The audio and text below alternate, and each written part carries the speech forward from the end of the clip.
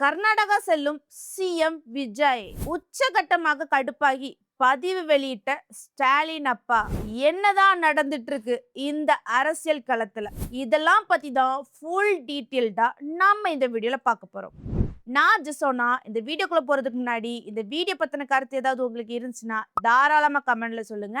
ஏன்னா உங்களுடைய கமெண்ட்டை பார்த்துட்டு தான் நாங்கள் நெக்ஸ்ட் வீடியோ இன்னும் பெஸ்ட்டாக எடுக்கிறதுக்கு ரொம்பவே யூஸ்ஃபுல்லாக இருக்கும். வாங்க வீடியோக்குள்ளே போய் பார்த்து தெரிஞ்சுக்கலாம். ஃபர்ஸ்ட் என்ன நடந்துச்சு அப்படின்னு பார்த்தீங்கன்னா, ஜூலை 24ஆம் தேதி கும்பகோணத்துல வேளாண் துறை அமைச்சர் வினோத் என்ன பண்ணினாருன்னா செய்தியாளர் சந்திச்சு சிஎம் விஜய் அவர்கள் ஆகஸ்ட் 3ஆம் தேதி கர்நாடகா முதலமைச்சரை சந்திக்க போறாரு, கர்நாடகால இருந்து அவருக்கு அழைப்பு வந்திருக்குது அப்படிங்கிற மாதிரி செய்தியாளர்களை சந்திச்சு சொல்றாரு வேளாண் துறை அமைச்சர் வினோத். அது மட்டும் இல்லாம பின்னாடி இன்னொரு செய்தியாளர் சந்திப்புலயும் என்ன சொல்லியிருந்தாங்கன்னா, ஆகஸ்ட் 3ஆம் தேதி சிஎம் விஜய் அவர்கள் கர்நாடக முதலமைச்சரை சந்திச்சு பேச போறாங்க, மேகதாது அணை குறித்து ஆலோசனை நடக்க போகுது அப்படிங்கிற மாதிரி அதிகபூர்வமா தெரிவிச்சாங்க. சரியா, அதாவது கன்ஃபார்ம் பண்ணி தெரிவிச்சாங்க வேளாண் துறை அமைச்சர் வினோத். சரி, ஓகே.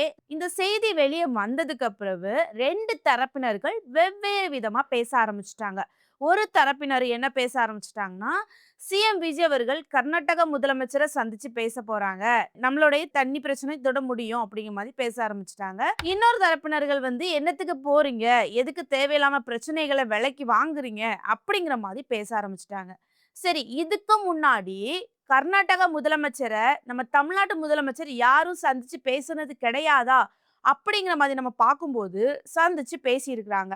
அப்படி யார் பேசுனாங்க அப்படின்னு பார்த்தீங்கன்னா, 2012 நவம்பர் 29ஆம் தேதி ஜெயலலிதா அம்மா என்ன பண்றாங்க, கர்நாடக முதலமைச்சரை சந்திச்சு பேசுறாங்க. அப்ப யார் கர்நாடகால முதலமைச்சரா இருந்தாங்கன்னா, ஜெகதீஷ் ஷெட்டர் அவர் தான் கர்நாடக முதலமைச்சரா இருந்தார். சரியா, அப்ப என்ன ஆச்சு அப்படின்னு பார்த்தீங்கன்னா, ஆல்ரெடி தண்ணி பிரச்சனை நமக்கு நீண்ட நாளாவே நடந்துட்டு இருக்குது. கோர்ட் உத்தரவுப்படி தான் இந்த பேச்சுவார்த்தை நடந்து அப்படிங்கிற மாதிரி தான் சொல்லி ஆகணும். ஏன் அப்படின்னு பார்த்தீங்கன்னா, உச்ச நீதிமன்றத்துல என்ன சொன்னாங்கன்னா, நீங்க 2 முதலமைச்சர்களும் சேர்ந்து பேசி ஒரு முடிவு எடுங்க, சரியா, அப்படின்னு மாதிரி அவங்க ஒரு ஆர்டர் கொடுக்குறாங்க. அதன் அடிப்படையில தான் ஜெயலலிதா அம்மா என்ன பண்ணுனாங்கன்னா, நவம்பர் 29 2012ல போய் கர்நாடக முதலமைச்சர்கிட்ட பேச்சுவார்த்தை நடத்துறாங்க. அந்த பேச்சுவார்த்தையில ஜெயலலிதா அம்மா என்ன கேட்டாங்கன்னா, 15 நாட்கள்ல 30 டிஎம்சி தண்ணீர் எங்களுக்கு வேணும் அப்படிங்கிற மாதிரி கேட்குறாங்க. அப்போ கர்நாடக முதலமைச்சர் என்ன சொன்னார்னா, எங்களாலலாம் தர முடியாது, இதெல்லாம் எங்களுக்கு கெட்டுப்படி ஆகாது அப்படிங்கிற மாதிரி அவரு சொல்லிட்டாரு. உடனே ஜெயலலிதா அம்மா என்ன பண்ணிட்டாங்க, ரிட்டர்ன் வந்துட்டாங்க, எங்க தமிழ்நாட்டுக்கு வந்துட்டாங்க. சரி, நாங்க முடிஞ்சதை பார்த்துடுங்க, நாங்க எங்க கோர்ட்டு தரப்புல பார்த்துக்கிட்டோம்னு சொல்லிட்டு மறுபடியும் உச்ச நீதிமன்றத்துல வழக்கு தொடர்ந்தாங்க. இந்த வழக்கு அப்படியே நடந்துட்டு தான் இருந்துச்சு. சரியா, சரி, இதுக்கு முன்னாடி ஜெயலலிதா அம்மாவுக்கு முன்னாடி யாரெல்லாம் போய் சந்திச்சிருக்காங்க அப்படின்னு பார்த்தீங்கன்னா, 1997ல கலைஞர் கருணாநிதி அவர்கள் போய் சந்திச்சு பேசினாங்க. அப்ப யார் முதலமைச்சரா இருந்தாங்கன்னா, கர்நாடகால ஜே.எஸ். படேல் அவரு தான் இருந்தாரு. அவரை சந்திச்சு பேசினாங்க. சரியா, அதுக்கு முன்னாடி யார் போய் சந்திச்சாங்கன்னா, எம்ஜிஆர் காலத்திலயுமே கர்நாடக முதலமைச்சரை போய் பார்த்து சந்திச்சு பேச்சுவார்த்தை நடத்தியிருக்காங்க. சரியா, சரி, ஓகே. ஜெயலலிதா அம்மா சந்திச்சதுக்கு அப்புறம் எந்த முதலமைச்சரும் போய் சந்திச்சு பேசல அப்படிங்கிற மாதிரி தான் சொல்லி ஆகணும். இப்போ சிஎம் விஜய் அவர்கள் கர்நாடக முதலமைச்சரை சந்திச்சு பேச போறாங்க அப்படிங்கிற மாதிரி ஒரு தகவல் தான் வெளியாயிருக்குது. அதுவும் வேளாண் துறை அமைச்சர் வினோத் அவர்கள் தான் சொல்லியிருக்கிறாங்க, சிஎம் விஜய் அவர்கள் ஆகஸ்ட் 3ஆம் தேதி கர்நாடகாவுக்கு போறாங்க அப்படிங்கிற மாதிரி. அதுவும் காவேரி நீர் பிரச்சனை குறித்தும் அது மட்டும் இல்லாம மேகதாது அணை குறித்து தான் பேச போறாங்க அப்படிங்கிற மாதிரி அவரு அதிகபூர்வமா தெரிவிச்சிருக்காங்க. சரியா, இத பார்த்துட்டு கடுப்பானி ஒரு பதிவு வெளியிட்டிருக்காங்க எதிர்க்கட்சி தலைவர் திரு முத்துவேல் கருணாநிதி ஸ்டாலின் ஐயா அவர்கள். அப்படி என்னதான் பதிவுல சொல்லியிருக்காங்க அப்படி நம்ம பார்க்கும்போது, கர்நாடக அரசுடன் பேச்சுவார்த்தை அப்படிங்கிற மாதிரி அழகா ஹெட்லைன்ல தொடங்கியிருக்காங்க. தமிழ்நாடு முதலமைச்சர் தனது முடிவை மறுபரிசீலனை செய்திட வேண்டும் அப்படிங்கிற மாதிரி ஒரு கேள்விக்குறி மாதிரி வச்சிருக்காங்க. சரியா, நம்ம நேர பாயிண்ட்டுக்கு வருவோம். பாயிண்ட்ல என்ன சொல்லியிருக்காங்கன்னா, கடந்த காலங்களில் காவேரி நீர் விவகாரத்தில் கர்நாடக அரசுடன் பேச்சுவார்த்தை நடத்த வேண்டும் என்ற யோசனை சொல்லப்பட்ட போதெல்லாம் அனைத்து உறுதியாக திராவிட முன்னேற்ற கழகம் அரசு நிராகரிச்சது அப்படிங்கிற மாதிரி சொல்லியிருந்தாங்க. அதாவது எங்களுடைய ஆட்சி காலத்துல நெறைய பேர் சொல்லியிருந்தாங்க. நீங்க வந்து கர்நாடக முதலமைச்சர சந்திச்சு பேசக்கூடாதா? அப்படிங்கிற மாரி சொல்லியிருந்தாங்க. பட் எங்களுடைய இதுல இருந்து நாங்க பேச மாட்டோம் அப்படிங்கிற மாதிரி நாங்க வந்து எங்களுடைய அரசு மொத்தமா வந்து அத நிராகரிச்சுட்டு அப்படிங்கிற மாதிரி யார் சொல்ல வராங்க? ஸ்டாலின் ஐயா அவர்கள் வந்து சொல்ல வராங்க. சரி, அடுத்த பாயிண்ட்ல என்ன சொல்லியிருக்காங்க அப்படின்னு பார்த்தீங்கன்னா, உரிமையை நிலைநாட்டுவதாக இல்லாமல் பிரச்சனையை இழுப்பதாகவே அப்பேச்சுவார்த்தை அமையும். அப்படிங்கிற மாதிரி சொல்லியிருக்கிறாங்க. அதாவது இதுல என்ன சொல்ல வராங்க அப்படின்னு பார்த்தீங்கன்னா, காவிரி நீர் நம்மளுடைய உரிமை. இந்த உரிமையை நிலைநாட்டுறது மாதிரி இருக்காது அப்படிங்கிற மாதிரி சொல்ல வராங்க. சரி, 3வது பாயிண்ட்ல என்ன சொல்ல வராங்கன்னா, இந்த நிலையில கர்நாடகா சென்று அம்மாநில முதலமைச்சருடன் தமிழ்நாடு முதலமைச்சர் அவர்கள் பேச்சுவார்த்தையில் ஈடுபட்டுள்ளார் என வேளாண் துறை அமைச்சரே தெரிவிப்பது விவசாயிகள் மத்தியில் பெருங்கோபத்தை ஏற்படுத்தியுள்ளது அப்படிங்கிற மாதிரி சொல்லியிருக்காங்க. அடுத்த பாயிண்ட் என்ன சொல்லியிருக்காங்கன்னா, இது தமிழ்நாடு அரசின் 30 ஆண்டு கால சட்ட போராட்டத்தை சிதைப்பதாக அமைத்துவிடும் அப்படிங்கிற மாதிரி சொல்லியிருக்காங்க. சரி, 5வது பாயிண்டாட்டு என்ன சொல்லியிருக்காங்கன்னா, கர்நாடக விதித்திருக்கும் சதி வலையில் வலிய சென்று தமிழ்நாடு முதலமைச்சர் சிக்குவது ஏன் அப்படிங்கிற மாதிரி கொஸ்டின் மார்க் வச்சிருக்காங்க. அதாவது இதுல என்ன சொல்ல வராங்க அப்படின்னு பாத்தீங்கன்னா, ஸ்டாலின் அவர்கள் எப்படியோ நீங்க பேசுனா கர்நாடக முதலமைச்சர் தண்ணி தரமாட்டாங்க. அவங்க ஆல்ரெடி சதி வலைய விரிச்சு வச்சிருக்காங்க. அதுல போய் மாட்டிராதீங்க அப்படிங்கிற மாதிரி ஸ்டாலின் அவர்கள் சொல்ல வராங்க. அடுத்த பாயிண்ட்ல என்ன சொல்ல வராங்கன்னா, கர்நாடக மாநிலத்தை ஆள்வது காங்கிரஸ். தமிழ்நாடு அரசியலும் காங்கிரஸ் கட்சி பங்கு வகிக்கிறது. எனவே கண் துடைப்புக்காக இது போன்ற பேச்சுவார்த்தை நாடகம் ஏற்பாடு செய்யப்பட்டுள்ளதா அப்படிங்கிற மாதிரி கேட்டிருக்காங்க. அதாவது இதுல என்ன சொல்ல வராங்க அப்படின்னு பாத்தீங்கன்னா, கர்நாடக மாநிலத்தை ஆள்றது காங்கிரஸ். தமிழ்நாட்டிலையும் காங்கிரஸ் வந்து பங்கு வகிக்கிறது அப்படிங்கிற மாதிரி தான் சொல்றாங்க. ஏன்னா காங்கிரஸுக்கு 5 சீட்டு கொடுத்துருக்காங்க. காங்கிரஸ் வந்து டிவிகேக்கு ஆதரவா தான் இருக்கிறாங்க. சரியா?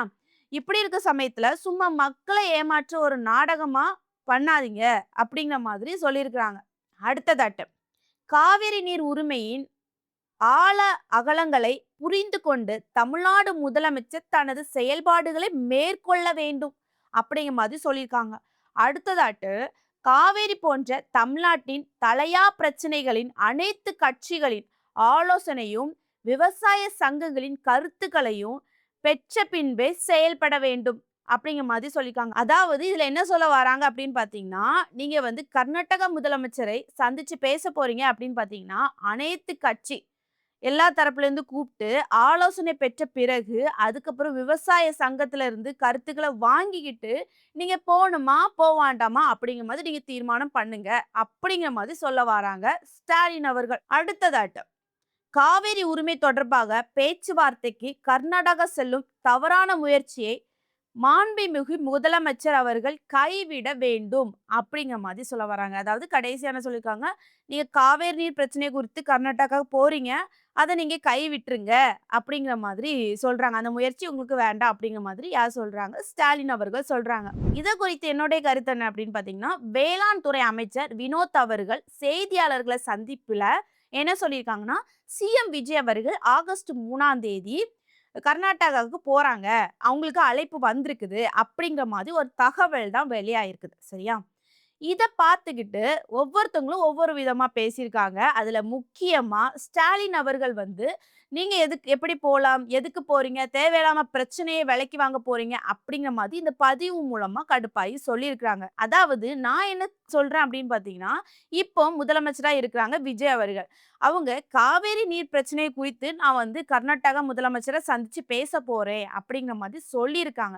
அப்போ ஒரு எதிர்க்கட்சி தலைவரா இருந்து என்ன பண்ணணும் அப்படின்னு பார்த்தீங்கன்னா, சரி போறீங்களா? போங்க நல்லபடியா பேசிட்டு வாங்க. மக்களுக்கு நல்லது கிடைக்கணும் அப்படிங்கிற மாதிரி அவங்க வந்து ஆதரவா சப்போர்ட் பண்ணி பேசினா, இன்னும் வந்து என்கேஜா இருக்கும். சரியா? நம்ம எல்லாருமே சப்போர்ட் பண்றாங்க, ஆதரவு குடுக்குறாங்க அப்படிங்கிற மாரி இன்னும் போல்டா போய் பேசுறதுக்கு தோணும். சரியா? அத விட்டுட்டு நீங்க போனாலே பிரச்சனை தான் வரும். எதுக்காக பிரச்சனைய போட்டு விலைக்கு வாங்குறீங்க? அவங்க ஆல்ரெடி சதி வலை விரிச்சிருக்காங்க. அந்த வலையில நீங்களே போய் மாட்றீங்க. அப்படிங்கிற மாதிரி வெவ்வேறு விமர்சனங்க வைக்கிறாங்க. சரியா? இப்ப என்ன பொறுத்தவரைக்கும் என்ன அப்படின்னு பார்த்தீங்கன்னா, சிஎம் விஜய் அவர்கள் கர்நாடக முதலமைச்சர்ட்ட சந்திச்சு பேசுறாங்க. ஒருவேளை அவங்க நம்ம கேட்கிற தண்ணிய தந்துட்டாங்கன்னா, யாருக்கு ஹாப்பி? நமக்கு தான் ஹாப்பி. அவங்க தரல அப்படின்னு இருந்துச்சுன்னா என்ன பண்ணுவாங்க? நம்மளுடைய உரிமைய அங்க விட்டுட்டு வரமாட்டாங்க. நேரா நாங்க உச்சநீதிமன்றத்துல இது வழக்கு தொடர்ந்து பார்த்துக்கிடுவோம் அப்படிங்கிற மாதிரி வழக்கு தான் தொடருவாங்க. அதனால நம்மளுடைய உரிமைய விட்டுட்டு வர்றது எந்த ஒரு அவசியமும் கிடையாது. பேச்சுவார்த்தை நடத்தி பார்ப்பாங்க. அவங்க தரப்புல இருந்து என்ன சொல்றாங்க அப்படிங்கிற மாதிரி நம்ம சிஎம் விஜய் அவர்கள் புரியும். நம்ம தரப்புல இருந்து நம்ம ஒரு கருத்து சொல்லுவோம். கர்நாடக முதலமைச்சருக்கு புரியும். சரியா? இப்படி ஒரு 2 பேருமே சேர்ந்து ஒரு டிஸ்கஸ் பண்ணி முடிவு எடுத்துட்டு வரட்டும். சரியா? அதனால நம்ம என்ன பண்ணணும் அப்படின்னு பார்த்தீங்கன்னா, சிஎம் விஜய் அவர்கள் ஆகஸ்ட் 3ஆம் தேதி காவேரி நீர் பிரச்சனை குறித்து கர்நாடகாவுக்கு போய் பேசுனாங்க அப்படின்னு பார்த்தீங்கன்னா, நமக்கு தான் நல்லது. ஒருவேள அவங்க ஓகே சொல்லிட்டாங்கன்னா, நமக்கு ஒரு பெனிஃபிட் அப்படிங்கிற மாரி தானே சொல்லி ஆகணும். இப்போ 14 வருஷம் கழிச்சு சிஎம் விஜய் அவர்கள் கர்நாடக முதலமைச்சர் சந்திச்சு பேச போறாங்க. இத பத்தி உங்களுடைய கருத்து என்ன? இந்த வீடியோ பார்க்குற நீங்க என்ன நெனைக்கிறீங்க? சிஎம் விஜய் அவர்கள் காவேரி நீர் பிரச்சனை குறித்து கர்நாடகால போய் முதலமைச்சர் சந்திச்சு பேச போறாங்களா? அங்க உள்ள முதலமைச்சர் நம்மளுடைய தேவைக்கு பூர்த்தி செய்வாரா? அப்படிங்கிற மாதிரி நீங்க நெனைக்கிறீங்கன்னா, உங்களுடைய கருத்த கமெண்ட்ல சொல்லிட்டு போங்க. நெக்ஸ்ட் ஒரு வீடியோல சந்திக்கிறேன். பாய்.